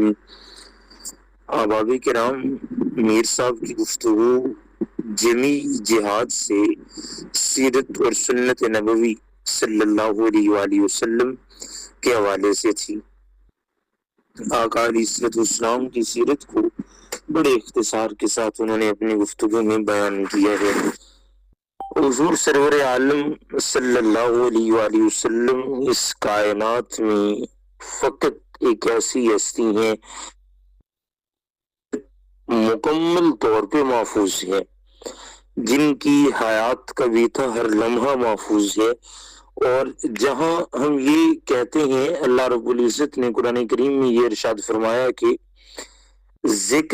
یہ ذکر اللہ کی طرف سے نازل کیا گیا ہے، وَإِنَّا لَهُ لَحَافِظُونَ، اور وہی خدا اس کی حفاظت کرنے والا ہے. ذکر کی شروحات میں تفسیر میں مفسرین کرام نے حضور علیہ السلام کی سنت کو بھی شامل کیا ہے کہ حضور علیہ السلام کی سنت بھی اسی طرح اللہ کی حفاظت میں ہے اور وہ حفاظت میں رہے گی. اور جب ہم تاریخی شواہد اور کتب دیکھتے ہیں تو یقیناً سنت مصطفیٰ بھی اسی طرح، ہاں قرآن جتنی آپ کہہ سکتے ہیں کہ وہ اس کی حفاظت نہیں ہے، مگر بہت حد تک اس کی حفاظت بھی ہو رہی ہے اور وہ اللہ کی طرف سے حفاظت 14 صدیوں سے اللہ نے اسے محفوظ رکھا ہے. نبی پاک صلی اللہ علیہ وسلم کی سیرت کا سب سے اہم پہلو اس پہ عمل کرنا ہے. ہم نے سیرت رسول صلی اللہ علیہ وسلم کو ہمیشہ پڑھا اور سنا، مگر اس کے عملی جہاد کو کبھی بھی نہ بیان کیا ہے اور نہ اپنے اوپر کبھی اسے اپنے اوپر جاری کرنے کا، اپنے اوپر اس کیفیت کے اظہار کی کوشش کی ہے. بڑے عرصہ پہلے کی بات ہے، بعض محدثین کے پاس ہم بیٹھ کے پڑھا کرتے تھے. اب بھی احمد محمد عبد الکریم صاحب یا ہمارے محمد عمر ہاشم صاحب، ان کی مجلس میں اگر کبھی بیٹھے ہوں، یا بڑے وہ جن کی ساری عمر اسی دشت کی سیاحی میں گزر گئی، جو حدیث پڑھاتے اور پڑھاتے رہے، وہ جب حدیث کو بیان کرنے لگتے تو وہ اسی کیفیت میں آ جاتے. ہم نے یہ منظر بھی دیکھ رکھا ہے کہ اگر کسی فرمان کو بیان کرتے ہوئے، حضور علیہ السلام کی حدیث کو بیان کرتے ہوئے، انہوں نے اس حدیث کے مطابق کہا کہ حضور علیہ السلام جب یہ منظر یہ بات ارشاد فرما رہے تھے تو چہرے پر پریشانی کے آثار تھے، تو آج 14 صدیاں بعد بیان کرنے والے کے چہرے پر بھی وہی کیفیت نظر آنے لگی. اگر حضور علیہ السلام کی چشمان مقدس سے آنسو بہ رہے ہوتے تو ہم نے یہ منظر بھی دیکھا کہ وہ روتے ہوئے وہ حدیث بیان کرتے، اور اگر کبھی حضور علیہ السلام مکمل فرت و مسرت کے ساتھ اس حدیث کا تذکرہ کرنے لگے. مثلا میں اس میں ایک حدیث پاک کی مثال دیتا ہوں کہ حضور نبی پاک صلی اللہ علیہ وسلم نے کہا، اور حدیث پاک کے لفظ ہیں، صحابہ کرام کہتے ہیں اس روز حضور علیہ السلام کا چہرہ مبارک اس قدر چمک رہا تھا کہ آپ کے چہرے پہ، آپ کے گالوں پر یوں لگتا جیسے کسی نے انار نچوڑ دیے ہوں. یعنی اتنی لالی تھی، اتنی خوبصورتی، اور اتنی اس پہ حضور علیہ السلام کے چہرے کی تراوٹ تھی جس کو حضور علیہ السلام تشریف لاتے ہیں اور صحابہ کرام حضور علیہ السلام کے مکھڑے کو تکے جا رہے ہیں. آقا کریم فرماتے ہیں میرے غلاموں پتہ ہے آج میں اتنا خوش کیوں ہوں؟ عرض کرتے ہیں یا رسول اللہ، اللہ و رسول عالم. تو میرے آقا فرماتے ہیں آج اللہ رب العزت نے قرآن کی یہ آیت نازل کی ہے کہ اپنی امت سے کہہ دیجئے کہ یہ آپس میں اتفاق و اتحاد سے رہیں، اور ساتھ ہی لا تقنطوا من رحمت اللہ کا فرمان سنایا. اور یہ آیت کریمہ پڑھی کہ رب کریم، میرا رب ارشاد فرما رہا ہے لا تقنطوا من رحمت اللہ، میری رحمت سے امید مت ہونا. اب یہ کیفیت حضور علیہ السلام کی تھی کہ جب یہ پڑھی جا رہی تھی روایت تو کریم کائنات صلی اللہ علیہ وسلم کے چہرے پہ اتنی شادمانی تھی جس کو صحابہ کرام نے محسوس کیا. اور جب ہم نے اپنے اساتذہ سے یہ روایت پڑھی تو ہمارے اساتذہ کے چہرے پہ اسی طرح خوشی دیدنی تھی اور وہ اس حدیث پاک کا ذکر کر رہے تھے. تو جنہوں نے سیرت کو اپنے اوپر جاری کرتے ہیں، اس کا اثر لیتے ہیں، وہ تو فرمان رسالت کے بیان میں بھی وہ کیفیت اختیار کر لیتے ہیں کہ ان کے چہرے سے وہ کیفیت نظر آ رہی ہوتی ہے. اور ہمارا المیہ کیا ہے، ہماری حالت کیا ہے کہ ہم سیرت رسول کے دائی تو ہیں، ہم کہتے ہیں کہ حضور علیہ السلام سے بڑھ کے عظیم ذات کوئی نہیں، مگر جب مثال دینے لگیں تو کوئی جارج برنارڈ شاہ کو لے کر کے آئے گا، کوئی گوتلب کو نکال لے گا، کوئی کسی اور اس طرح کے ہیرو صلی اللہ علیہ وسلم کی سیرت کو حضور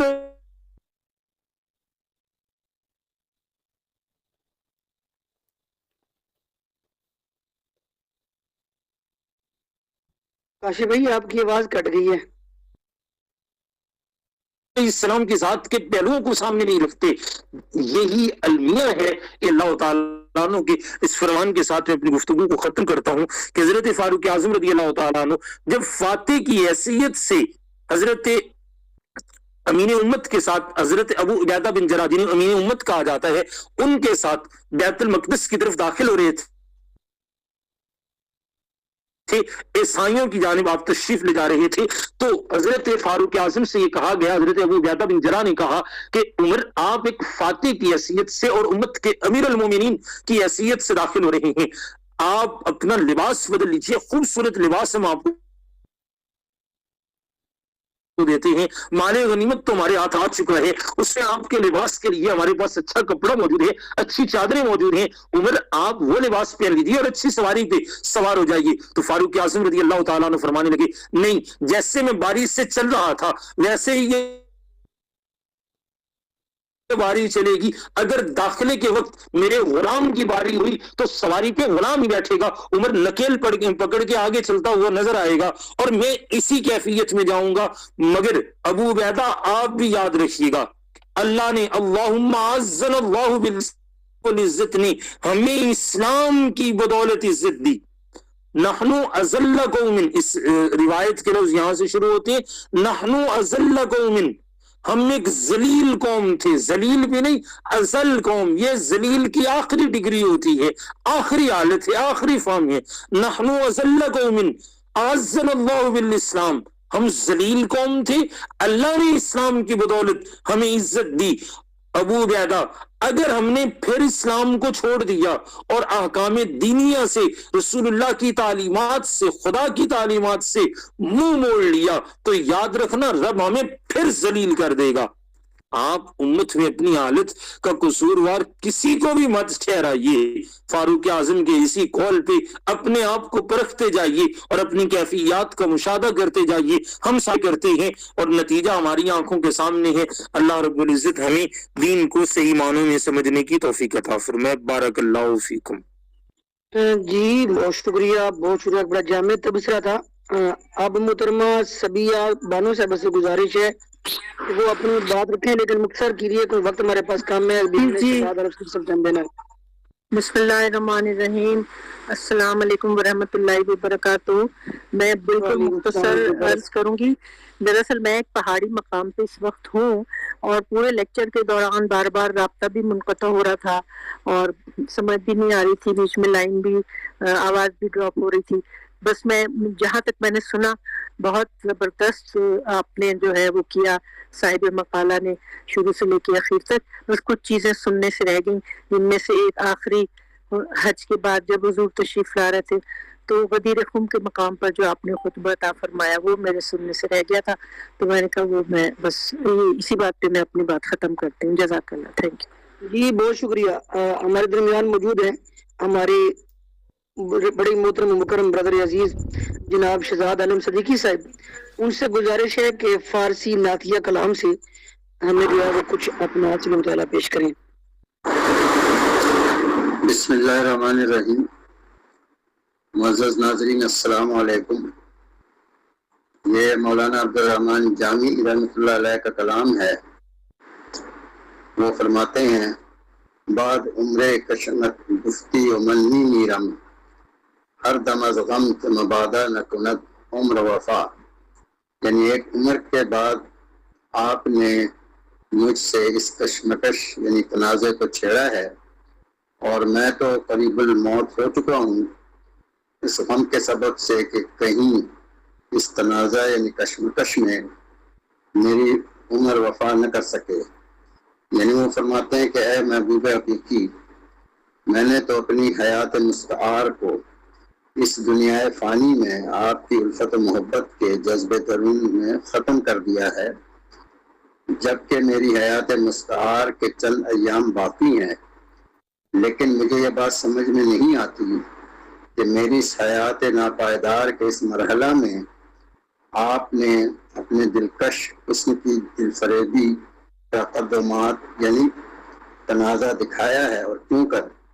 یعنی میرے آخری ایام میں آپ نے راہ الفت و محبت کے قصہ کو پھر سے چھیڑ ڈالا ہے، لیکن اب تو میں جذب و شوق کی کیفیات و واردات میں سرمست یعنی بے خود پڑا اپنی ہستی کو تیرے عالم بقا کی جانب لیے چلنے کا منتظر ہوں. تو فرماتے ہیں تو کیا اس عمر میں آپ کا یہ تنازع مجھے اپنی مصاحبت اور مجالست میں ہمکنار کرنے کے سبب سے تو نہیں ہے، اور اب مجھے اس عالم فنا میں زیادہ عرصہ تک اپنی حیات مستعار کے وفا کرنے کی امید باقی نہ رہی ہے، اور آپ نے یہ تمام کچھ مجھے عالم بقا میں لے جانے کے لیے کیا ہے. یعنی وہ یہ بتا رہے ہیں کہ ایک عمر گزر گئی اور وہ تو اللہ والے تھے اور شروع سے ہی وہ اللہ کے قریب رہے.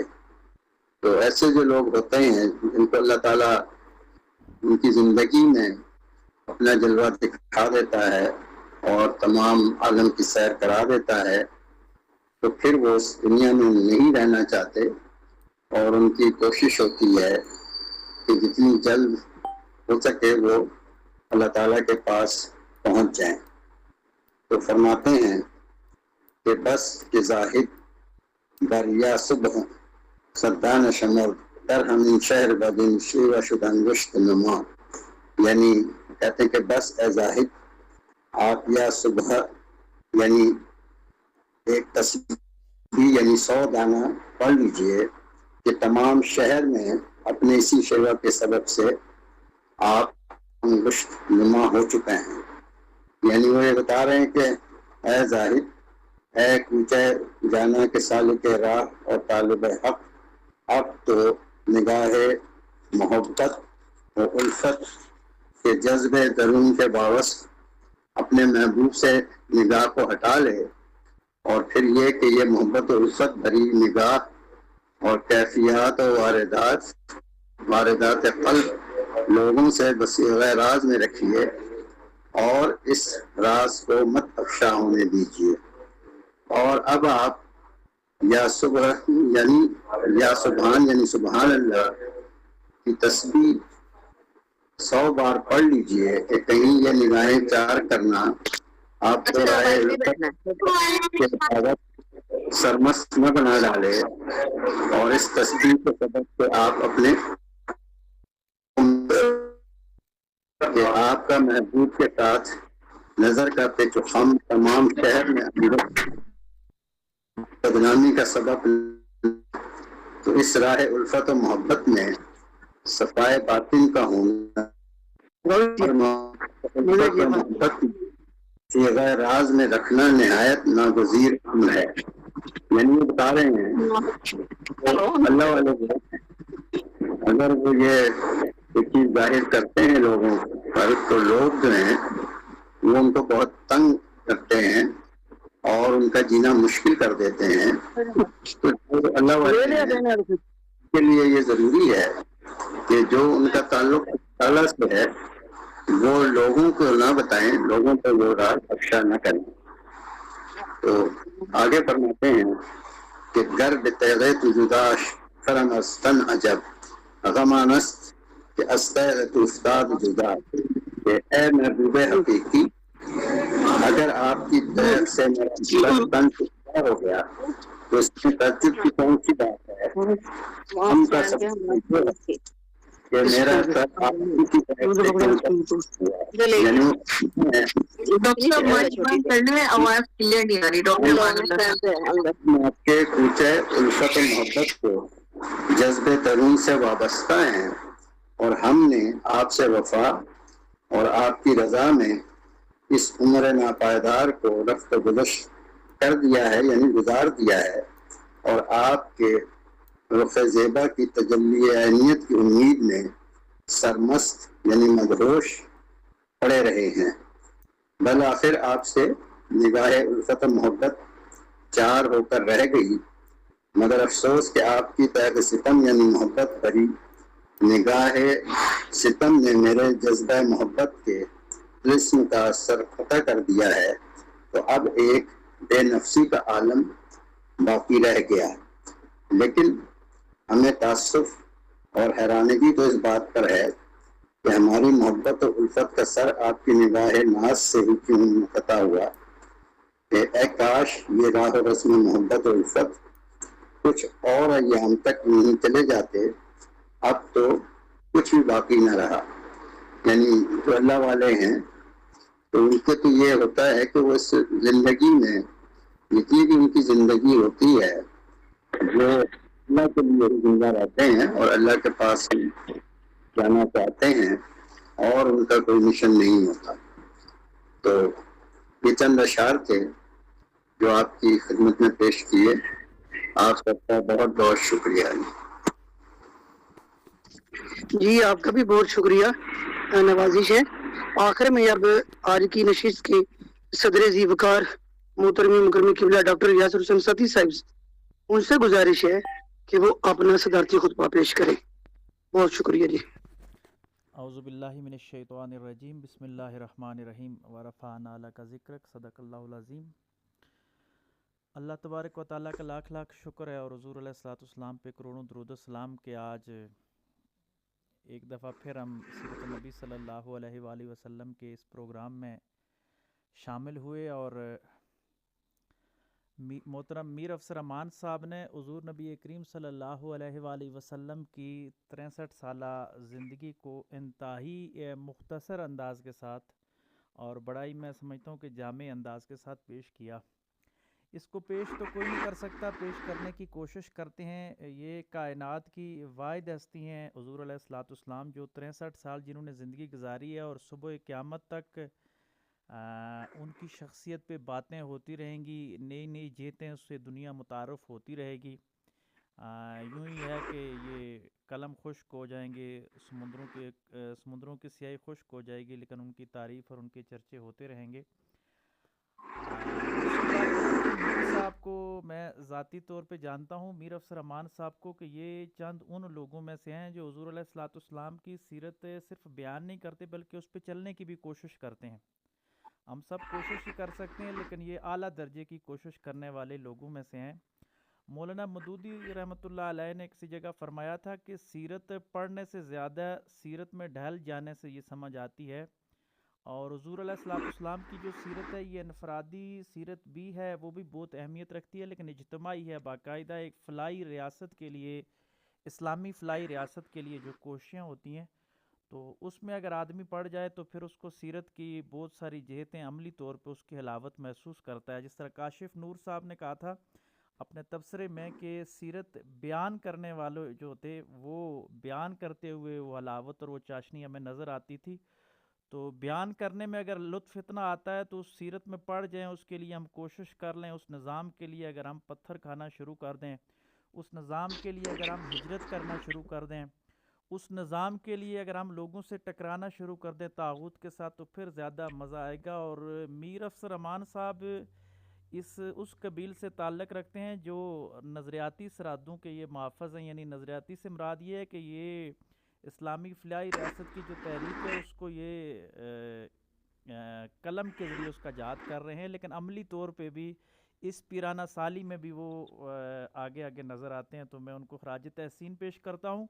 हुज़ूर अलैहिस्सलाम की सीरत पे अगर बात करें तो मैं इंतहाई इब्तदाई हवालों से एक दो बातें अर्ज़ करना चाहूँगा कि अल्लाह तबारक व तआला ने कुछ ऐसे इंतज़ामात किए जो रहती दुनिया तक लोगों के मुंह बंद कर देने थे, ताकि लोगों को ये समझ आ जाए कि ये हुज़ूर अलैहिस्सलाम की जितनी सीरत है ये बराह रास्त अल्लाह तबारक व तआला से इस्तफ़ाद, इसके दरमियान कोई और चीज़ हाइल नहीं है। अगर कोई और दरमियान में बहुत माजरत के साथ कुछ मुस्तशरिकीन ये वर्का बिन नौफल वाले वाक़े को लेकर बड़े सख्त बातें करते हैं और इस यहाँ तक पहुँच जाते हैं वो लोग कि जी आपका दीन तो वर्का बिन नौफल की तस्दीक पे ठहरा था कि तस्दीक उन्होंने की थी। तो इस हवाले से मैं इब्तदा की कुछ बातें उसी अंदाज़ के साथ करना चाहूँगा कि हुज़ूर अलैहिस्सलाम की विलादत से पहले ही जो सबसे अहम चीज़ होती है वालिद का चला जाना, अल्लाह ने वालिद को इसीलिए उठा लिया था कि कल कोई ये ना कहे कि वालिद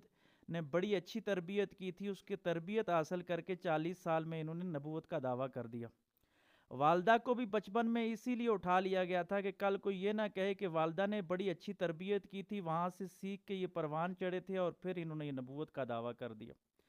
जब दाई लेने आती है तो वो दाई भी कोई ज़्यादा अमीर कबीर नहीं थी, बल्कि सबसे पीछे रह जाने वाली और हंताई गरीब थी कि कल कोई ये भी ना कहे कि बड़ी कोई आला किस्म की दाई थी, उसने कोई परवरिश अच्छी की और तरबियत में ऐसे इंतज़ामी ने सब लोगों ने अपने अपने हक़ ज़रूर अदा किए, लेकिन दुनिया को बता रहे थे कि ये वो लोग थे जो ज़ाहिरी तौर पे कमज़ोर थे। फिर आपके दादा का इंतकाल हो जाना और फिर जनाब अबू तालिब अलैहिस्सलाम जो अल्लाह के राज़ों में से एक राज मैं कहता हूँ, और हमारे उस्ताद भी ये कहा करते थे कि वो अल्लाह के राज़ों में से राज इसलिए हैं कि कुछ लोग ये भी कह सकते थे कि शायद उनकी कोई लेगेसी थी इस नबूवत या इस्लाम के हवाले से, तो वो इस लेगेसी को लेके मोहम्मद अलैहिस्सलाम आगे चले। तो हमारे सुन्नी कुतुब में तो अक्सरियत के साथ उनका ईमान लाना ही साबित नहीं हो सका। शायद यही वजह थी, अल्लाह की हिकमत थी कि वो अल्लाह के राज़ों में से एक राज थे कि ये नबूवत में साथ तो दे रहे थे, लेकिन उनकी कोई लेगेसी नहीं थी जिसको हुज़ूर अलैहिस्सलाम ने आगे प्रमोट किया और 40 साल में जाके ऐलान किया। वो कमिटेड तो बहुत ठहरे, लेकिन आप देखें कि बहुत सारे इसमें उम्मत में इख्तलाफ भी पाया जाता है उनके ईमान के हवाले से, लेकिन दूसरी तरफ एक मुतनाज़ा हैसियत भी उनके ईमान की ठहरी ताकि कल कोई ये बात ना कह सके कि उनकी बात आगे थी। फिर मेराज होती है, तो मेराज पे भी जो बुराक आते हैं तो सबसे कमज़ोर बुराक पे हुज़ूर अलैहिस्सलाम सवारी करते हैं ताकि कोई ये ना कहे कि बुराक अच्छे थे जो सवार, हालांकि आए तो वो भी ऊपर से थे, लेकिन वहाँ भी इस तरह का अमल ठहराया गया। तो ये सारी बातें जो हैं इस बात की गमाज़ी करती हैं कि ये अल्लाह तबारक व तआला की ख़ास अता थी और रसूलुल्लाह सल्लल्लाहु अलैहि वसल्लम अल्लाह का आखिरी उसने इंतखाब हैं इंसानियत के लिए, और इससे अच्छा इंतखाब मखलूक में कुछ भी नहीं हो सकता था जो हुज़ूर अलैहिस्सलाम ठहरे। اب یہاں پہ آ کے اس واقعے کو ہمارے مورخین یا جہاں جہاں بھی یہ کتابوں میں آیا ورقہ بن نوفل والا، ٹھیک ہے بشری تقاضے ہوتے ہیں، لیکن وحی کو بھی دیکھیے گا کہ 3 دفعہ وحی میں اقرا اقرا کے لفظ آتے ہیں تو حضور علیہ الصلوۃ والسلام اس کو ایکسیپٹ نہیں کرتے جب تک اقرا باسم ربک الذی خلق نہیں آتا کہ اپنے رب کے نام کے ساتھ پڑھ۔ یہاں بھی حضور اپنے رب کا نام لینے کے بعد ہی فرشتے کی زبان کو بھی آگے کیری آن کرتے ہیں کہ جو جبریل کہہ رہے ہیں اس کو بھی وہ کہہ رہے ہیں کہ اللہ کا نام لوگے تو یہاں سے وہی آگے چلے گی۔ جب یہاں تک باتیں واضح تھی تو پھر کپی کا طاری ہونا یا ایسی باتیں، بے شک یہ بشری تقاضے ضرور ہوتے ہیں اور ہوئے ہوں گے، اس پہ تاریخ میں بہت زیادہ کلام کیا جا سکتا ہے، لیکن ورقہ بن نوفل کو ہمارے سیرت نگاروں نے جس انداز کے ساتھ پیش کیا، اس کو نئی جیتوں کے ساتھ مزید اس پہ کام کرنے کی ضرورت ہے۔ میں آپ کے وقت کی بھی بہت زیادہ قدر کروں گا کیونکہ 1.5 گھنٹہ ہو گیا، شاید آپ لوگ مسلسل بیٹھے ہوئے ہیں اس میں۔ تو ورقہ بن نوفل کے بعد ہم دار ارقم کی طرف جاتے ہیں کہ دیکھیں خانہ خدا پہلے بھی موجود تھا، کعبہ تو موجود تھا، لیکن دار ارقم کی فضیلت یہ ہوئی کہ کچھ ایسی باتیں ہوتے ہیں جو اپنوں میں خاص آپ کے نظریاتی لوگ ہوں تو وہاں بیٹھ کے آپ کر سکتے ہیں۔ یہاں سے مختلف جماعتوں کے جو آفیسز ہیں اس کے بھی حوالے سے کہ وہ تحریک کے حوالے سے وہاں بیٹھ کے بات کر سکتے ہیں، خانقاہیں بنانا یا یہ چیز۔ پھر کھانے کی دعوت حضور علیہ الصلوۃ والسلام نے اپنوں کو کی کہ لنگر پہلے یعنی لوگوں کو کھانا کھلا کے پھر اس طرف ان کو نظریاتی طور پہ ایک راہ ہموار کرنے کی کوشش کی گئی۔ پھر پہاڑ کی دوسری طرف سے دشمن کے آنے کا حوالے سے میر صاحب نے یہ جو پوائنٹ اٹھائے جو میں نے لکھے تھے مختصر اس پہ بات کرتا جا رہا ہوں کہ دوسری طرف سے حضور علیہ الصلوۃ والسلام بتا رہے تھے کہ تم مجھے صادق اور امین تو سمجھتے ہو، پہاڑ کی دوسری طرف سے ایک فوج آئے گی اور آپ کو فتح کر لے گی، اور وہ پھر ہو گیا۔ اب یہاں پہ دیکھیے گا کہ ایک آج کے حوالے سے ایک بڑا ایک خوبصورت پوائنٹ ہماری قوم کے ساتھ بھی آیا ہے کہ آج بھی بہت سارے لوگ صادق اور امین مانتے ہیں لیکن نظام کو نہیں مانتے۔ ہمارے بہت سارے مذہبی لوگ ہیں، میں جماعت اسلامی کے پچھلے امیر سراج الحق صاحب کی بات کروں گا کہ لوگ کہتے تھے بندہ تو بڑا درویش ہے لیکن ووٹ کوئی نہیں دیتا۔ صادق اور امین لوگ مان رہے ہیں لیکن نظام ایکسیپٹ نہیں کر رہے، اسلام کا یہ کمزوری تھی۔ اس وقت کے لوگوں کی بھی یہی حالت تھی کہ وہ کہتے تھے کہ آپ صداقت اور امانت دار کے علم بردار ضرور ہیں لیکن ہم آپ کے نظام کو قبول نہیں کریں گے۔ تو آج بھی مذہبی لوگ کسی بھی جماعت سے ہوں، خانقاہ والے ہوں، تبلیغی جماعت والے، حاجی عبدالوہاب صاحب ہوں یا بڑے جو گوشہ نشین لوگ ہیں، لوگ ان کو کہتے ہیں کہ آپ تقویدار ہیں، اچھے لوگ ہیں لیکن نظام اسلام والا ہم نے قبول نہیں کرنا۔ یہ ایسی باتیں ہیں جو آج کے معاشرے میں پائی جا رہی ہیں۔ ابو جہل ایک اور بات جو یہ پورا امیر افسر امان صاحب کا جو پورا پوائنٹ تھا اس کے حوالے سے دیکھیں تو یہ ایک ایک لفظ پہ پورا پی ایچ ڈی کا تھیسس بنتا جا رہا ہے۔ یہاں پہ میں سوچ رہا تھا کہ حضور علیہ الصلوۃ والسلام نے صرف ابو جہل اور حضرت عمر کا ہی کیوں انتخاب کیا، ان دونوں کے لیے کیوں دعا کی؟ اب دعا اگر کی تو شاید شجاعت و بہادری والی بات ہو سکتی تھی کہ بڑے شجاعت اور بہادر تھے، لیکن اللہ کی طرف سے جو قبولیت حضرت عمر پہ ہی کیوں آئی، ابو جہل اس سے کیوں محروم رہ گیا؟ تو یہاں پہ بہت ایک ریسرچ کی ضرورت ہے کہ اسلام لانے سے پہلے حضرت عمر کی کیا خوبیاں تھیں اور ابو جہل کی کیا خوبیاں تھیں، اس میں کون سی خوبی بارگاہ الہی میں مقبول ہوئی اور عمر جو ہے وہ بارگاہ الہی میں مقبول ہو گیا اور ابو جہل ہوا ہے رندہ درگاہ ہو گیا۔ حضرت حمزہ کا قبول اسلام خوبصورت واقعہ اور عتبہ کی سیاست کہ اس نے کہا کہ عرب کی بلائی کی بات کر رہے ہیں، یعنی وہ اس وقت بھی اپنا ایک نظام کی بات کر رہا تھا کہ تہذیب ہماری ہے۔ ولید کی سیاست کا انہوں نے حوالہ دیا کہ وہ بھی اپنی قوم کو یہ بتا رہا تھا۔ پھر اس میں بڑی خوبصورت بات میر صاحب کے اس پورے مقالے میں کہ انہوں نے بڑے ہی خوبصورت انداز کے ساتھ جگہ جگہ قرآنی آیات کے نہ صرف تراجم پیش کیے بلکہ آیات کا حوالہ بھی دیا۔ تو یہ اس مقالے کو بہت زیادہ مضبوط اور مزین کرتا جا رہا ہے۔ یہاں سے اگر کوئی بھی کتابیں بھی لکھنا چاہے تو وہ ڈائریکٹ وہاں پہ پہنچے اور اپنی جو من کی بات ہے وہاں سے اس کو ڈیپتھ میں لے جا سکتا ہے۔ مکے کی اذیت کے دور کا بڑے ہی گہرے انداز کے ساتھ میر صاحب نے تذکرہ کیا اور میں سمجھتا ہوں اس کی ضرورت بھی بہت زیادہ ہے کیونکہ ہم اجتماعی طور پہ مسلمان اس وقت مکی دور سے ہی گزر رہے ہیں۔ ہم مدنی دور میں داخل ہونا چاہ رہے ہیں لیکن ابھی ہم سارے کے سارے مکی دور میں ہی ہیں۔ ہمیں اسلام کی تبلیغ اور فلاحی ریاست کے لیے مکی طرز پہ ہی کام کرنا ہوگا۔ گو کہ پاکستان بننے کے بعد ہم مدنی دور میں داخل ہوئے تھے لیکن اس کو ہائی جیک کر لیا گیا ہے۔ معجزات کا ذکر بڑے خوبصورت انداز کے ساتھ کیا گیا اور پھر اگلی بات کہ ہجرت حبشہ کی کیوں بات ہوئی، حضور علیہ الصلوۃ والسلام نے حبشہ کو اس وقت کیوں قبول کیا اور آج کا حبشہ کیا ہے؟ کیا ہم حبشہ کو وہ کوئی اہمیت دیتے ہیں؟ حضور علیہ الصلوۃ والسلام کی پہلی پسندیدہ جو ایک جگہ تھی وہ حبشہ تھی کہ مکے کے بعد حبشہ کا انتخاب ہوا اور 2 دفعہ مسلمانوں نے وہاں ہجرت کی۔ پھر عجم کی حکمرانی کی حضور علیہ الصلوۃ والسلام نے ان کو دعوت دی، لیکن وہ بدبخت سمجھ نہیں سکے وہ کفار مکہ کہ میری پیروی کرو تو یہاں تم عرب کی بادشاہ چاہ رہے ہو، میں تم عجم کی بادشاہ کی بات کر رہا ہوں. اور جن لوگوں نے پیروی کی انہوں نے پھر دنیا کی حکومتیں دیکھی. پھر طائف کے سفر کا حوالہ، معراج شریف کا واقعہ، ہجرت مدینہ، قبا مدینہ، پھر حضور علیہ الصلوۃ والسلام کے ننیال، مواخات مدینہ، میثاق مدینہ، فتح مکہ، یہ سارا چیپٹر جو ہے میر صاحب نے خوبصورتی کے ساتھ کلوز کیا. میں اس کو مختصر بس آگے جا رہا ہوں. یہاں پہ ابو سفیان کے اسلام کا واقعہ جو ہے اس کے حوالے سے یہ، کیونکہ شاید اس میں اختلاف بھی ہے، مزید ریسرچ کی ضرورت ہے. ایک طبقہ تو یہ کہتا ہے کہ وہ مسلمان نہیں ہوئے، لیکن امت کے اکثریت لوگ کہتے ہیں کہ وہ مسلمان ہو گئے تھے، حضرت عباس ہی ان کو لے آئے تھے. لیکن حضور علیہ الصلوۃ والسلام نے ان کو خود کلمہ نہیں پڑھایا، بلکہ فرمایا کہ آپ بلال کے ہاتھ میں مسلمان ہوں گے تاکہ آپ کا تفاخر ٹوٹے، آپ کو معلوم ہو کہ آپ لوگ جو اپنے ایک نسلی تفاخر میں مبتلا تھے کہ یہ کالے ہیں، یہ غریب لوگ ہیں. تو آج باقیوں کو تو کلمہ حضور نے پڑھایا، لیکن ابو سفیان کے حوالے سے ہے کہ ان کو حضرت بلال کے ہاتھوں میں ایمان لانا نصیب ہوا، یعنی کہا کہ ہاتھ آپ ابو بلال کے ہاتھ میں دو، وہ آپ کو کلمہ پڑھائے گا. اس حوالے سے خیر مزید ریسرچ کی بھی ضرورت ہے. خطبہ حجۃ الوداع کے حوالے سے کہ جو ایک بنیادی چارٹر ہے انسانوں کے لیے، پوری دنیا کے لیے، خوبصورت بات. پھر عام معافی. اور یہاں پہ ابو سفیان کے گھر کے حوالے سے حضرت عباس نے کہا کہ یہ پروٹوکول پسند کرتا ہے، تو حضور نے کہا کہ جو ابو سفیان کے گھر پناہ لے گا تو اس کو بھی امان ہے.